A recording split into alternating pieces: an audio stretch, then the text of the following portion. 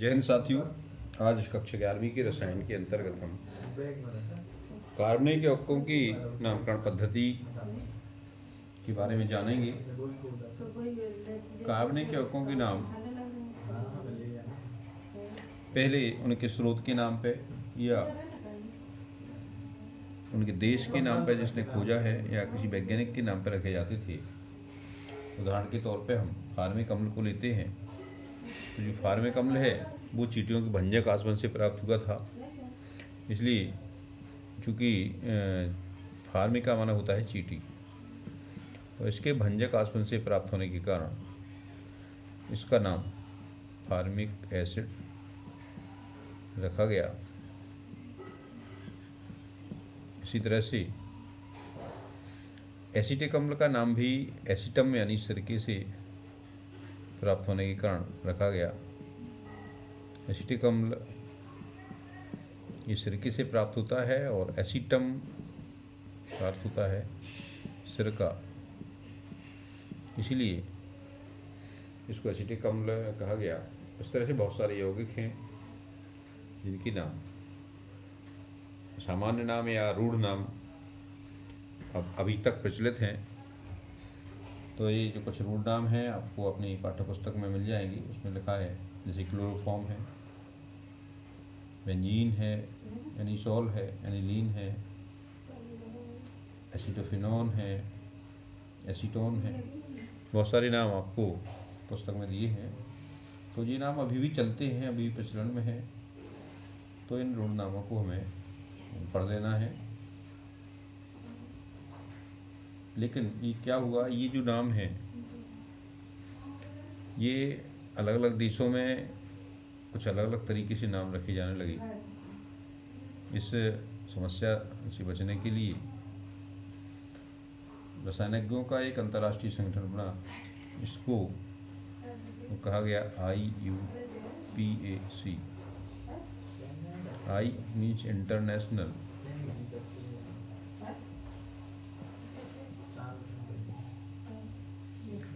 Union of pure and applied chemistry, यानी विशुद्ध और अनुप्रयुक्त रसायन का अंतर्राष्ट्रीय संगठन IUPAC। इस संगठन ने कार्बनिक यौगिकों की नाम पद्धति के कुछ नियम सुझाए और ये नियम सभी देशों में समान रूप से मान्य हैं।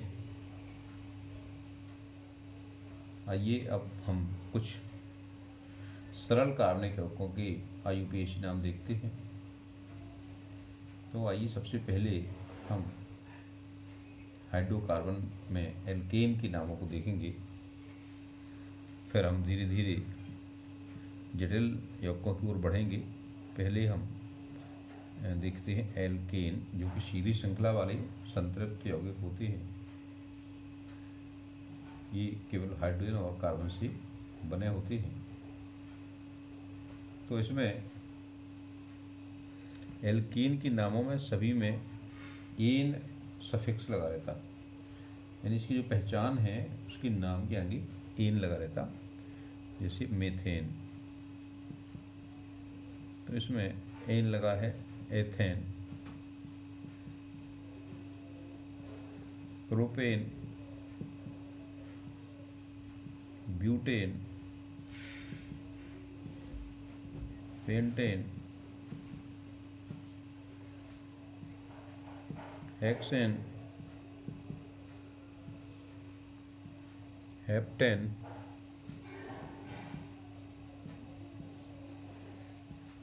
ऑक्टेन, नोनेन और डेकेन। आज हम अब 10 तक ही देखेंगे। तो ये क्रमशः कार्बन की बढ़ती हुई संख्या के यौगिक हैं और ये सब की सब एल्कीन है, यानी इन सब में सिंगल बॉन्ड है और सीधी श्रृंखला वाला है। इनमें जो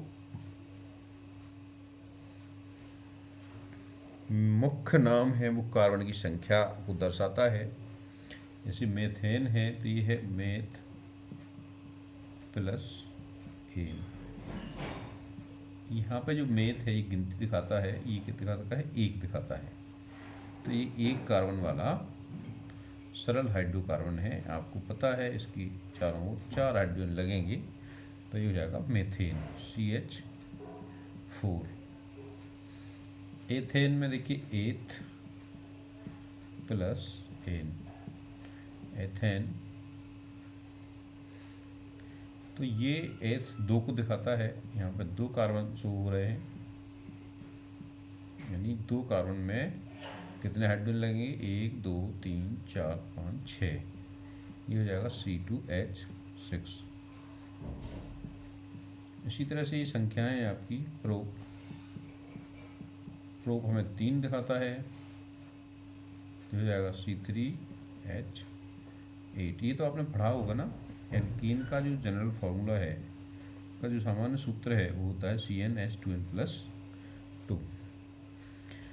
तो इसके आधार पे हम ये 10 तक नाम दिए गए हैं आपको, तो ये इसमें जो आपका पहला शब्द समूह है ये हमें जो मुख्य श्रृंखला में उपस्थित कार्बन की संख्या बताता है। ब्यूट हमें बताता है कार्बन कितने हैं, 4, C4H10।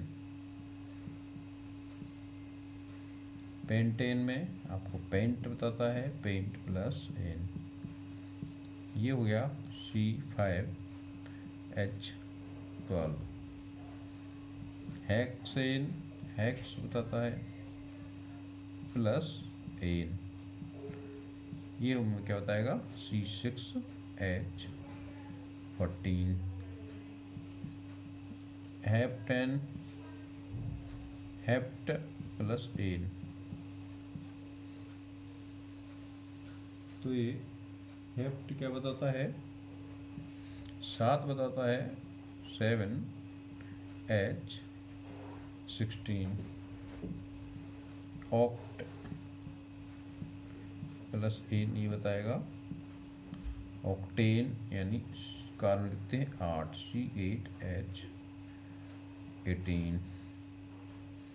और ये नोनेन हमें 9 बताता है, नोनेन।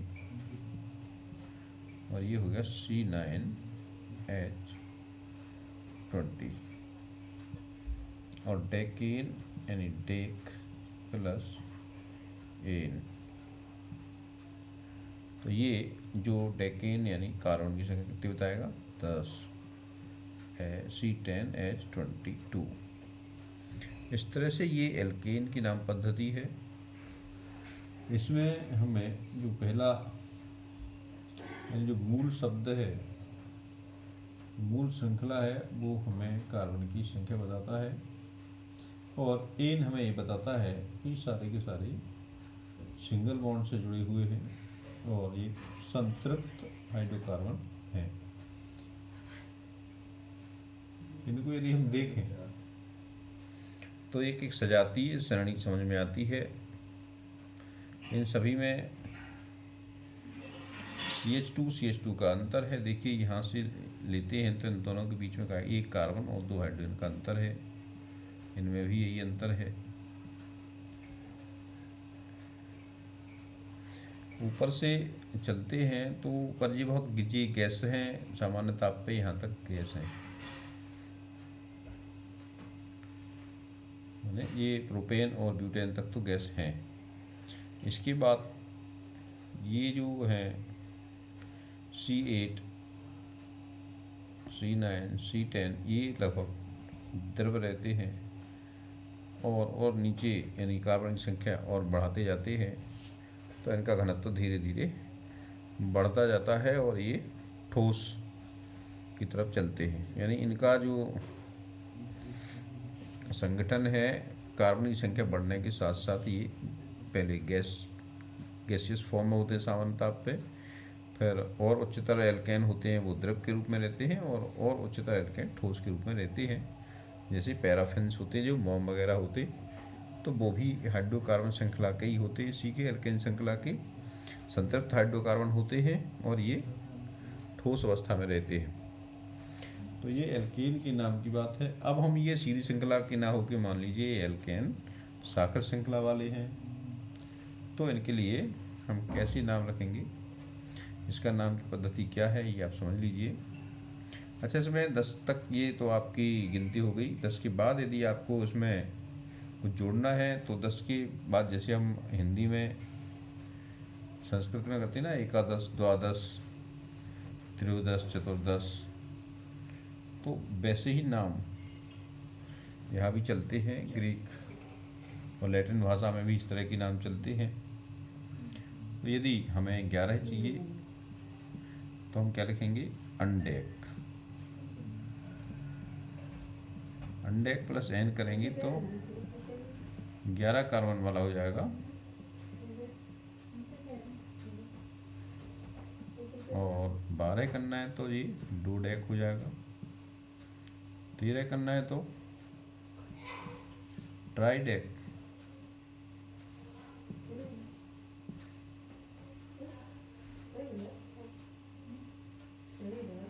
इस तरह से आप टेट्राडेक, पेंटाडेक, हेक्साडेक, इस तरह से आप 11, 12, 13, 14 काउंट कर सकते हैं। और 20 कार्बन के लिए होगा आइकोसेन, 20 कार्बन के लिए होता है आइको।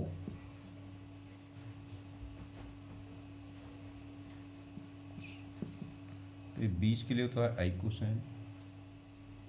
इसके बाद फिर आप अनाइकोसेन, 2 आइकोसेन, इस तरह से बढ़ा सकते हैं, 21, 22, 23, 30 आ जाएगा तो आपका हो जाएगा ट्राइकोसेन।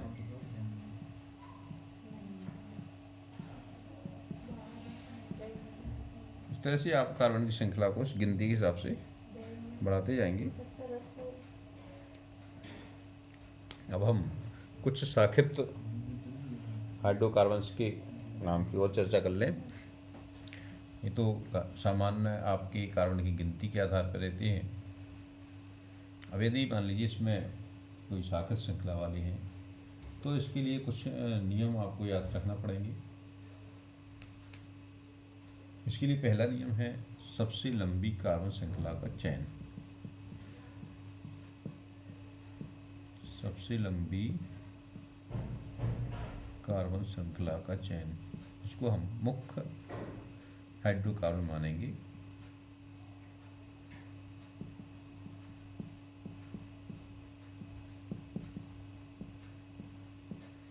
अभी हम छोटे छोटे यौगिकों से शुरू करते हैं, जैसे CH3, CH,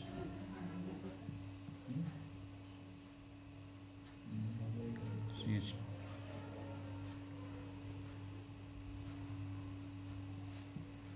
CH3,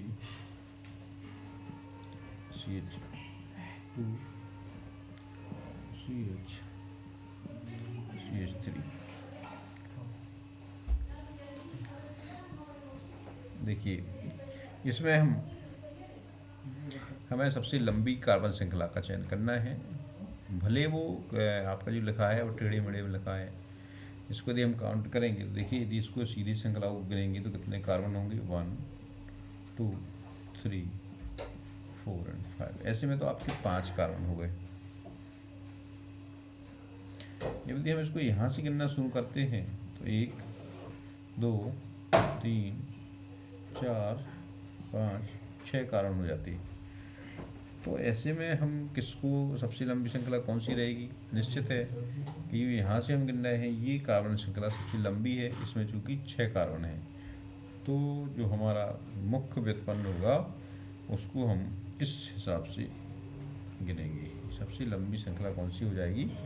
ये वाली श्रृंखला सबसे लंबी श्रृंखला हो जाएगी। पहला काम, पहला हमें सबसे लंबी कार्बन की चेन देखना है कौन सी है। इसके बाद हमें प्रतिस्थापी की स्थिति देखना है, जिस चेन के अतिरिक्त और जो समूह जुड़े हुए हैं उनको देखना है। तो वो जैसे यहाँ पे जुड़ा हुआ है CH3, तो दूसरा नियम ये है, प्रतिस्थापी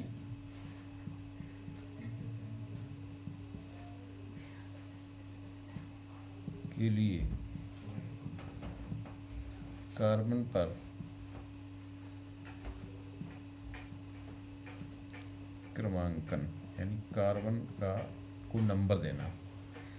प्रतिस्थापी के लिए आपको कार्बन पर नंबर देना है। किस माने इसको नंबर क्या देंगे?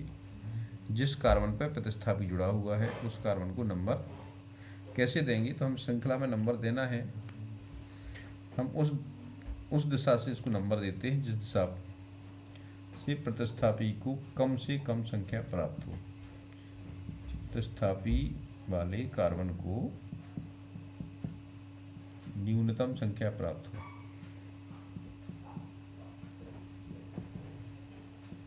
ये आपको ध्यान रखना है।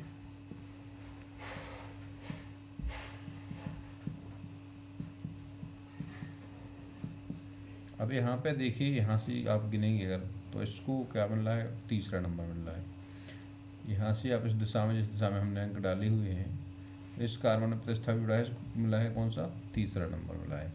यदि हम इसको गिने, इधर से गिनेंगे तो क्या मिलेगा? 1 2 3 और 4। इधर से इसको 4 नंबर मिलता है। तो कौन ज़्यादा सही है? सही ये रहेगा कि जिसमें इसको 3 नंबर मिल रहे हैं। तो जो हमने पहले अंकन किया है ये आपका सही है। तो अब प्रतिस्थापी का क्रमांक हमें प्राप्त हो गया, तो 3 हो गया।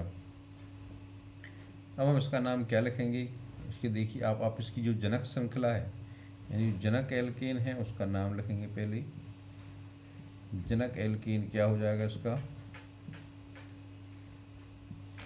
6 कार्बन का है तो जनक एल्केन तो हो जाएगा हेक्सेन।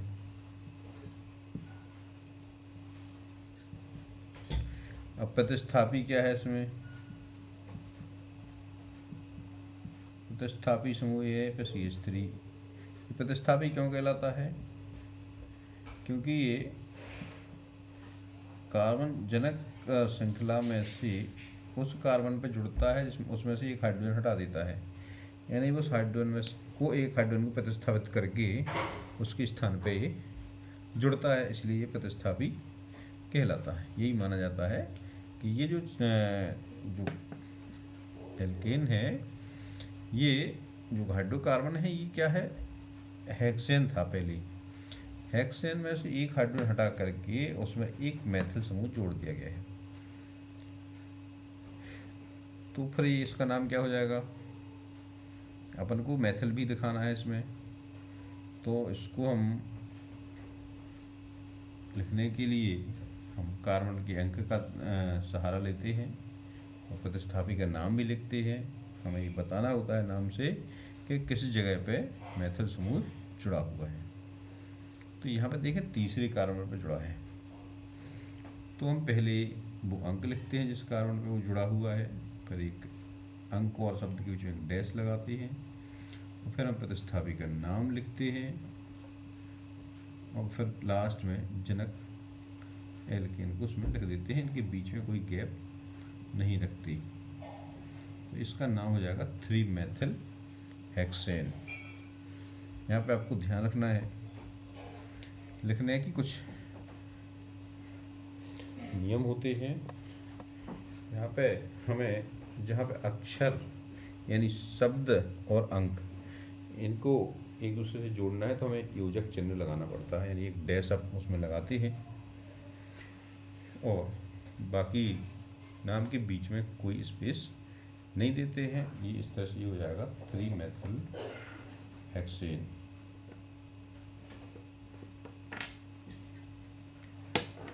अब हम 2 प्रतिस्थापी वाले एक उदाहरण को देखते हैं। अभी बिल्कुल सरल सरल आप उदाहरण ले रहे हैं ताकि आसानी से समझ में आ सके।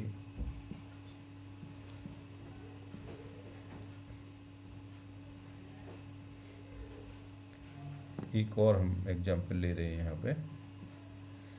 यहाँ पे हमने दो जगह प्रतिस्थापी जोड़ दिए हैं। अब हमें इसमें पहला काम क्या करना है, आपको सबसे लंबी कार्बन श्रृंखला का चयन करना है। सबसे लंबी कार्बन श्रृंखला आप गिनिए, 1 2 3 4 5 6, ये 6 कार्बन की सबसे लंबी श्रृंखला हो गई। पहला काम हो गया, 6 कार्बन है। जनक एल्केन क्या हो जाएगा इसका, हेक्सेन। दूसरा आपको क्रमांकन करना है, कहाँ से किधर से क्रमांकन करेंगे। इसके लिए हमें जब एक से अधिक प्रतिस्थापी होते हैं तो इनमें हमें न्यूनतम योग का नियम लगाना होता है। न्यूनतम योग का नियम ये तभी लागू होता है जब एक से अधिक प्रतिस्थापी जुड़े हों। तो हमें क्रमांकन उधर से देना होता है जहाँ पे प्रतिस्थापियों वाले कार्बन को प्राप्त अंकों का योग न्यूनतम हो। जैसे यहाँ पे मान लीजिए हमने इधर से नंबर दिया 1 2 3 4 5 6, इधर से हमने नंबर दिया तो 1 2 3 4 5 6 है, तो एक प्रतिस्थापी किस कार्बन में जुड़ा, 3 पे। दूसरा प्रतिस्थापी जुड़ा 5 पे। इन 3 और 5 का योग कितना हो गया, 8। अब यदि हम मान लीजिए इधर से नंबर देते हैं 1 2 3 4 5 6, इधर से इस कार्बन को मिला 2 नंबर, इस कार्बन को मिला 4 नंबर, उनका जोड़ हो गया 6 नंबर। अब देखिए यहाँ पे इन दोनों के योग में कौन सा योग कम है, निश्चित है 6 कम है। तो हमारा क्रमांकन की जो दिशा है ये वाली सही होगी, यानी हमने जो बाद में क्रम दिया है ये सही है, और ये वाला जो क्रम हमने पहले दिया था ये क्रम सही नहीं है, हमें बाद वाले क्रम का अनुसरण करना है। तो आप देखिए ये नंबर हो गया, पहला का मैथिल समूह जुड़ा हुआ है 2 पे और दूसरा जुड़ा है 4 पे। तो इसका जो नाम होगा वो होगा 2,4 डाई मैथिल हेक्सेन। यहाँ पे भी आपको ध्यान रखना है डाई मैथिल हेक्सेन के बीच में कोई स्पेस नहीं होना है, और यदि दो अंक हैं तो उनके बीच में कॉमा रहेगा और अंक और शब्द के बीच में डैश रहेगा। इस तरह से हम इनके नाम लिखते हैं। ये हो जाएगा 2,4 डाई मैथिल हेक्सेन। क्योंकि एक जैसे दो समूह हैं तो हमें ये बताना है कि मैथिल समूह तो है लेकिन एक जैसे दो मैथिल समूह है, तो इसलिए हमें इसमें डाई लगाना है। अगर 3 होते तो क्या लगाएंगे, ट्राई लगाएंगे, और यहाँ पे 3 अंक होंगे, फिर 4 होंगे तो टेट्रा लगाएंगे और यहाँ पे 4 अंक होंगे। ये जब एक जैसे प्रतिस्थापी हैं, एक से अधिक संख्या में हैं, 2 हैं तो डाई लगाएंगे, 3 है तो ट्राई लगाएंगे। मान लीजिए यहाँ पे भी एक मैथिल समूह जोड़ दिया है हम तीसरे नंबर पे, तो क्या बन जाएगा ये 2 3 4, क्या हो जाएगा 2 3 4 ट्राई मैथिल हेक्सेन। इस तरह से नाम आप लिख सकते हैं। जब एक से अधिक समूह हैं, अलग प्रकार के समूह हैं, तो इनमें हम किस नाम को पहले लिखेंगे, किसको बाद में लिखेंगे, ये हम अंग्रेजी वर्णमाला के क्रम में इनको व्यवस्थित करके लिखेंगे। मान लीजिए एक जगह एथिल जुड़ा है और दूसरी जगह जुड़ा है मैथिल, तो अंग्रेजी वर्णमाला के क्रम में पहले कौन आएगा, एथिल ई से लिखा जाता है, और मेथिल एम से शुरू होता है तो डिक्शनरी में पहले कौन सा आएगा? एथिल आएगा, बाद में मेथिल आएगा। तो जब भी हम इस तरह के समूह देखें अलग अलग नाम की, तो हम यहाँ पे अंग्रेजी वर्णमाला की क्रम का अनुसरण करेंगे। जो वर्णमाला के क्रम में पहले आएगा उसको पहले लिखेंगे और जो बाद में आएगा उसको बाद में लिखेंगे। मान लीजिए हमने यहाँ पे एक जगह पे हमने मेथिल जोड़ा और दूसरी जगह पे जोड़ दिया हमने एथिल समूह। यदि आप इसी में देखते हैं तो ये देखिए 1 2 3 4 5 6 कार्बन की लंबी श्रृंखला है ये। तो ये हेक्सेन हो गया इसका मूल एल्केन जनक एल्केन। अब इसमें 2 समूह जुड़े हुए, ये हो गया एथिल समूह, ये हो गया मेथिल समूह। तो देखिए एथिल कहाँ जुड़ा है? 4 पे, तो इसका नाम होगा 4 एथिल 3 नहीं 2। मेथिल किस पे है? सेकंड पे है। 2 मेथिल हेक्सेन, ये नाम इस तरह होगा। इस तरह से आप जो भी आपको और एग्जाम्पल मिले उनका अभ्यास कीजिएगा। फिर अगले भाग में हम और दूसरे प्रकार के कार्बनिक पदार्थों की नामकरण की बात करेंगे। ये बहुत सिंपल से हैं, इनका पर्याप्त अभ्यास कर लीजिएगा। फिर हम थोड़ी सी जटिल यौगिकों के नाम की चर्चा करेंगे।